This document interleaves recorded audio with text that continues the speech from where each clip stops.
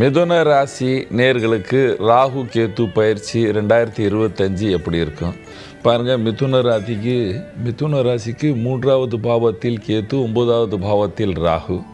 3ஆம் பாவத்தில் கேத்து வரும் பொழுது விவாதங்கள், குடும்பத்தில் அண்ணன் தம்பிகளுடன் கொஞ்சம் விவாதம் இருக்கும், தைரியமாக இருப்பீர்கள். 9வது பாவத்தில் ராகு கேத்து வரும் பொழுது தெய்வ நம்பிக்கை கொஞ்சம் குறையும், கடுமையாக ஒழிப்பீர்கள், அடிக்கடிக்கு யாத்திரைக்கு செல்வீர்கள், தேவை உள்ளது தேவை இல்லாதது யாத்திரையை செய்வீர்கள், கோபம் அதிகமாக வரும். அப்பா இருந்தார்னா அப்பாவுக்கும் உங்களுக்கும் ஒத்துக்காது. இந்த காலத்தில் அப்பாவுடன் விவாதங்கள் இருக்கும்.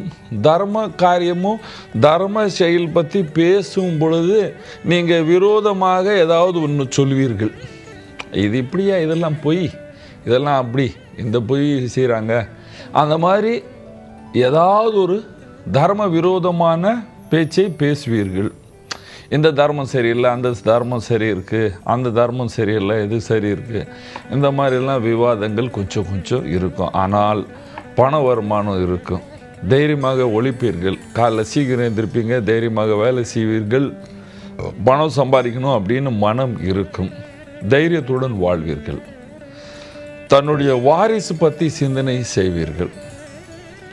வியாபாரிகளுக்கு, அதுவும் ஸ்பெஷலி இம்போர்ட் எக்ஸ்போர்ட் பண்ணுறவங்களுக்கு நல்ல காலம் எப்படின்னு சொல்லுவேன். லோக்கல் இந்தியாவில் வியாபாரம் பண்ணுறீங்கன்னா அதுவும் நல்லது. ஒரு மாநிலத்திலேருந்து இன்னொரு மாநிலம் வியாபாரம் பண்ணுறீங்கன்னா அதில் நல்லா சம்பாதிப்பீங்க, யாத்திரை செய்வீர்கள், தர்ம காரியத்தில் தடை இருக்கும். அரசியல்வாதிகளுக்கு பதவி உயர்விற்கு தைரியமாக பேசுவீர்கள், அதனால் உங்களை பல பேர் நம்புவார்கள் என்று சொல்லுவேன். நீங்கள் வேலைக்கு செல்கிற ஆண் பெண் இருந்தால் நீங்கள் வேலை செய்யும் இடத்தில் உங்கள் பேச்சுக்கு மரியாதை கொடுப்பார்கள். நீங்கள் காரியத்தில் என்ன மிஸ்டேக் இருக்குது அந்த மிஸ்டேக்கை எடுத்து சொல்வீர்கள். இந்த காலத்தில் படிக்கிற ஸ்டூடெண்ட் எல்லாமே தைரியமாக படிப்பீர்கள். ஞான புஸ்தகத்தெல்லாம் படித்தால் நன்மை நடக்கும். வீட்டில் இருக்கிறவர்கள் எல்லோருக்கும் சொல்கிறேன், தன்னுடைய முது தண்டு வியாதி யாருக்காவது இருந்தால் அதை நீங்கள் பார்த்து கொள்ள வேண்டும். அல்லது யூரினல் இன்ஃபெக்ஷன் இருந்தால் அதை கவனிக்க வேண்டும். அல்லது பைல்ஸ் அந்த மாதிரி உங்களுக்கு ஏதாவது முன்ன நோய் இருந்திருந்தால் அதை கொஞ்சம் கவனிக்க வேண்டும். என்ன பரிகாரம் செய்ய வேண்டும் என்று சொல்லும் பொழுது,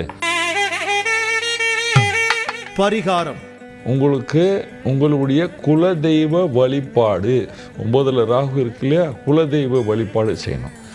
அதுக்கப்புறம் உங்கள் வீட்டுக்கு அருகில் உள்ள விநாயகர் கோயிலில் ஒரு சூரிய தேங்காய் ஒடிச்சிட்டு, புதன்கிழமை ஐயே எனக்கு காசு இல்லை, சூரிய தேங்காய் ஒடிக்க முடியல அப்படின்னா ஒரு கற்பூரம் வச்சு ஏற்றிட்டு பிரார்த்தனை செய்யுங்க விநாயகருக்கு.